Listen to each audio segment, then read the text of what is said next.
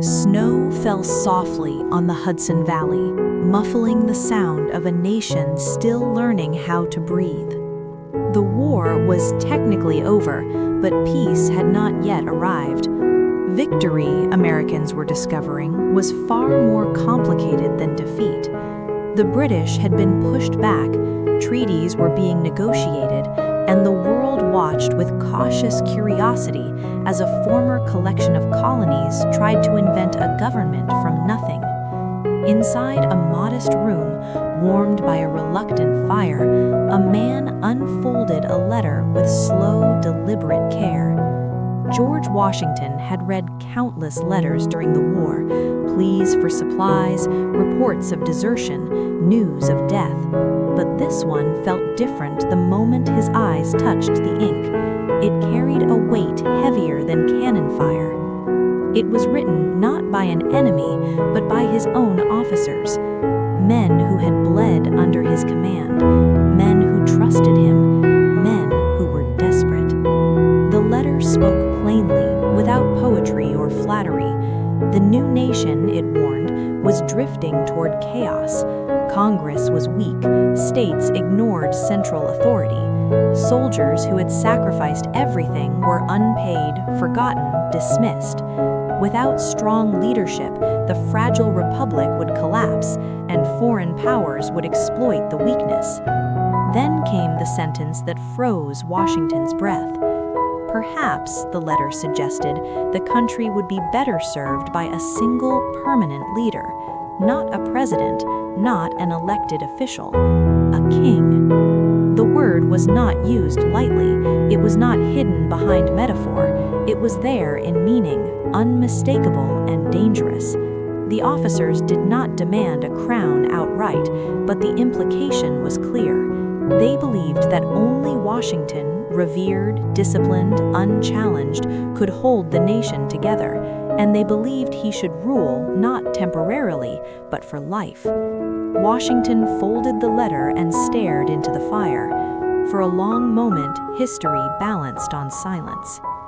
A temptation the world would understand. To modern readers, the idea feels absurd. America was born rejecting monarchy. How could its heroes consider creating one?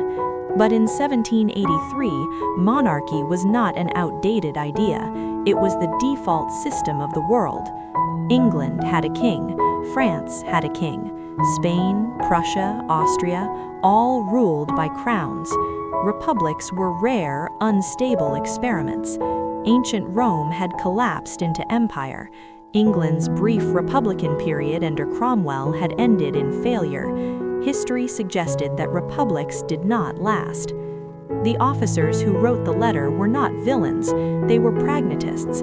They had seen soldiers starve. They had watched Congress argue while the army froze. They feared that the ideals of the revolution would die not from tyranny, but from weakness. And Washington, of all people, understood that fear. He had seen mutiny simmer in the ranks. He had felt the limits of his authority firsthand. He knew how thin the line was between order and collapse. A crown, even an informal one, would solve many problems instantly. There would be unity, there would be stability, there would be obedience, and Washington would have to beg politicians for support ever again. No foreign power would dare challenge a nation led by a king forged in war. The temptation was real. Washington's answer. When Washington finally responded, he did not soften his words. He was not angry, but he was unmistakably firm. The proposal, he wrote, filled him with astonishment and abhorrence. The idea that the officers would even consider imposing a ruler on a free people alarmed him deeply. If the revolution ended with a crown, he warned, then everything they had fought for would be meaningless. Washington did not merely reject the idea, he buried it. He ordered the officers to abandon the thought immediately and never speak of it again. Any attempt to elevate him beyond civilian control, he made clear, would be a betrayal of the very cause they claimed to protect. When the letter was finished, Washington sealed it, delivered it, and returned to his duties. History exhaled. But the idea did not die. Though Washington killed the proposal with his response, the fear that inspired it did not vanish. America was still dangerously fragile. Under the Articles of Confederation, the national government had no power to tax. It could not enforce laws. It could not compel states to cooperate. Congress relied on voluntary compliance and often received none. Foreign diplomats mocked the new nation quietly. European monarchs predicted its collapse openly. And inside America, unrest grew. In Massachusetts, angry farmers, many of them war veterans, rose up against debt collectors and courts they believed were corrupt. Shays' rebellion sent shockwaves through the political elite. If armed citizens could challenge state authority, what chance did a weak federal government have? To many leaders, the lesson was clear. Liberty without strength was chaos, but strength without restraint was tyranny. Somewhere between those extremes, America had to find a solution. Inventing power without a crown. In 1787, delegates gathered in Philadelphia to revise the Articles of Confederation. What they ended up doing instead was far more radical. They scrapped the system entirely. Behind closed doors, in sweltering heat, they debated how much power was too much and how little was too dangerous. They argued about executives, legislatures, courts, and armies. Every delegate carried a private fear that if they designed government poorly, the republic would fail or transform into the very monarchy they escaped. The presidency emerged as a compromise born of anxiety, strong enough to act, limited enough to restrain, temporary enough to prevent coronation. The president would command the military, but Congress would fund it. He could enforce laws, but courts could challenge him. He would be elected, but not directly by the masses. Every detail was intentional. Every limit was a scar left by fear. The Constitution was not written because the founders trusted power. It was written because they feared it. Washington's final choice. When Washington was unanimously elected the first president, many Americans quietly hoped he would rule like a king in all but name. They wanted permanence, they wanted certainty, they wanted the comfort of a familiar hierarchy. Washington refused them again. He stepped down after 2 terms, shattering expectations. In Europe, kings were stunned. No leader voluntarily surrendered power like that. Even his critics were forced to admit what his actions proved. The crown had been offered, the crown was possible, the crown was refused. And in that refusal, America defined itself. The echo that still remains. Yet the question never fully disappeared. How much power should one person hold in a crisis? How far can authority stretch before liberty breaks? What happens when fear convinces people that liberty is too dangerous? Every expansion of executive power, every emergency declaration, every moment when citizens ask for strength over restraint, all of it echoes that forgotten letter. America did not become a monarchy, but it was closer than most people will ever be taught, and the line that saved it was thinner than anyone likes to admit. The Constitution had been signed, the crown had been rejected, and yet power, like water, found its own shape. The men who designed the American presidency believed they had solved history's oldest problem: how to give a nation strength without surrendering freedom. On paper, it was elegant, balanced, controlled. In reality, the presidency would be tested not by calm, but by catastrophe.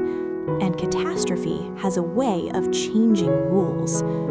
The first cracks in the design. George Washington set the tone with restraint, but even he quietly expanded the office beyond what many expected. He issued proclamations, enforced federal law with military force during the Whiskey Rebellion, and established precedents that were nowhere written in the Constitution. They were accepted not because they were clearly legal, but because Washington was trusted. That trust would not last forever.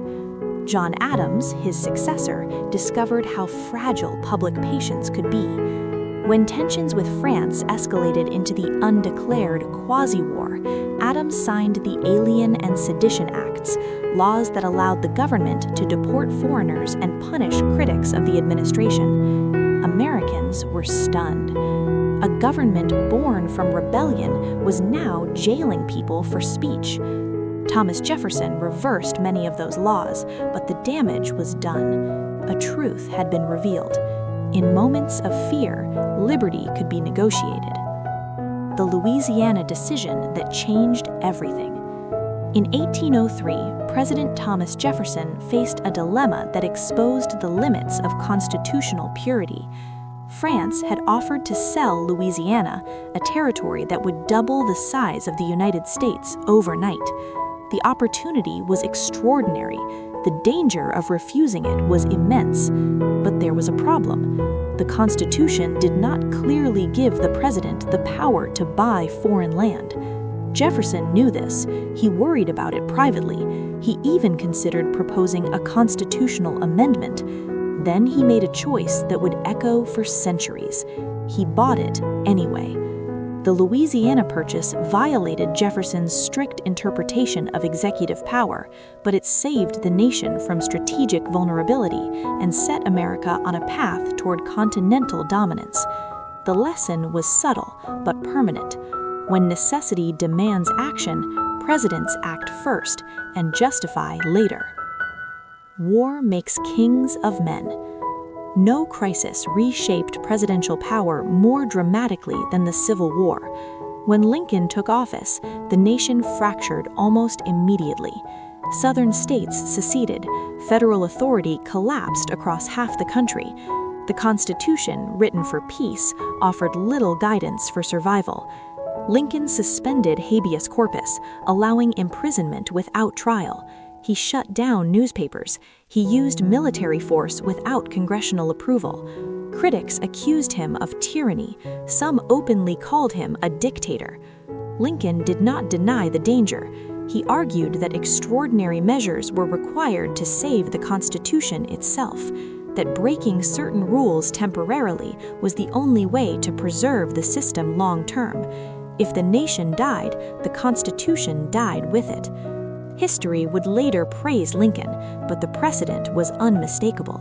In times of existential threat, the presidency could expand beyond its designed limits, and once expanded, power rarely fully returns. The imperial presidency emerges. By the 20th century, America had become something the founders never fully anticipated, a global power. With that power came permanent military readiness, foreign entanglements, and constant crisis. World War I allowed President Woodrow Wilson to regulate industries, control media, and imprison dissenters under the Espionage Act. Again, fear justified authority. World War II took it further. Franklin Roosevelt, facing economic collapse and global war, wielded executive power on a scale never before seen. He issued thousands of executive orders, reshaped the economy, and made decisions that affected millions without direct congressional approval. Some of his actions saved the nation. Others, like the internment of Japanese Americans, would later be recognized as profound violations of liberty. But by then, the transformation was complete. The presidency was no longer merely an executive office, it was the center of national power. The crown without a name. By the Cold War, the United States lived in a permanent state of emergency. Nuclear weapons, proxy wars, intelligence agencies operating in secrecy, these realities demanded fast decisions made by a single individual. Congress deferred, courts hesitated, the public accepted it. Presidents ordered covert operations, authorized surveillance, and engaged in conflicts without formal declarations of war. Each expansion was defended as temporary, each became permanent.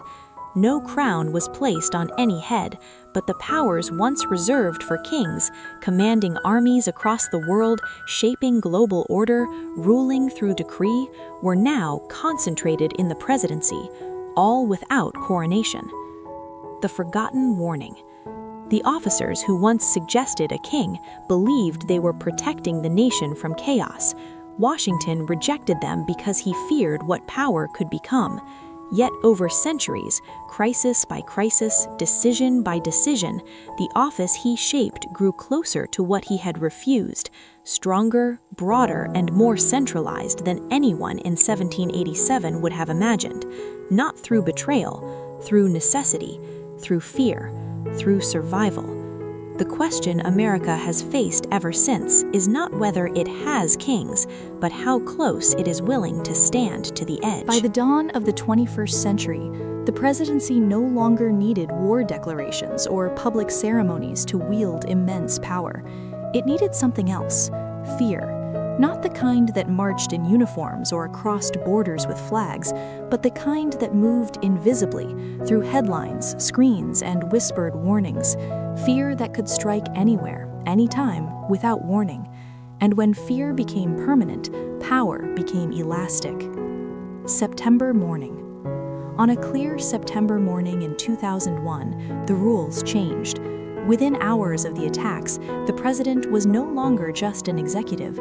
He became a wartime commander without a battlefield, an intelligence overseer without borders, a decision-maker operating in shadows. Congress moved fast, too fast to fully understand what it was approving. The authorization for use of military force granted the president power to pursue enemies anywhere in the world without geographic or time limits. It was not a declaration of war, it was something far broader, and it had no expiration date. The Invisible Kingdom. Unlike past wars, this one had no clear enemy nation, no surrender ceremony, no end. It justified surveillance without warrants, detention without trial, assassinations without courtroom process.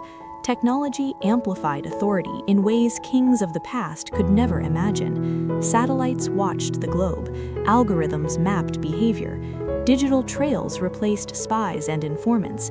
Decisions once debated in public chambers were now made in classified rooms, justified by intelligence the public would never see. The presidency became the hub of a vast, permanent security state, not because Americans demanded a king, but because they demanded safety. Emergency as a way of life. What made modern power different was not its size, but its normalcy. Emergencies no longer arrived as rare events, they overlapped. Terrorism blended into cyber threats, pandemics followed wars, economic collapse followed disease, climate disasters followed everything. Each crisis expanded executive authority just a little further. Temporary measures became standing policies, exceptional powers became routine tools. The language changed too. Power was no longer described as control, but as protection. Surveillance became security, restrictions became precautions, obedience became responsibility. And slowly, almost imperceptibly, citizens adjusted. The illusion of choice. Elections still happened, speeches were still given, debates filled the airwaves, but many of the most consequential decisions, surveillance scope, military operations, intelligence partnerships, remained untouched by voting booths. Presidents changed, power did not. Each administration inherited tools it claimed it could not abandon. Each argued that dismantling these powers would endanger lives. Each promised restraint, none fully delivered it. The crown had not been restored, but the throne had been rebuilt. Washington's ghost. If George Washington were to walk through the modern executive offices, he would recognize the discipline, the command, the sense of burden, but he would not recognize the scale. An office once designed to be weak enough to resist tyranny now commanded forces across continents, gathered data on millions, and acted with legal authority that blurred the line between law and exception. Washington feared ambition. The modern presidency feared vulnerability. And fear, history shows, is a far more persuasive argument than ambition ever was.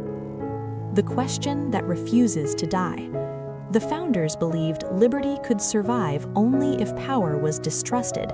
The modern state believes liberty can survive only if power is efficient. Between those beliefs lies a tension no constitution can permanently resolve. America never crowned a king, but it did something subtler. It built a system where power could grow quietly, legally, and incrementally, until one day people stopped asking how much was too much. Where the story leaves us.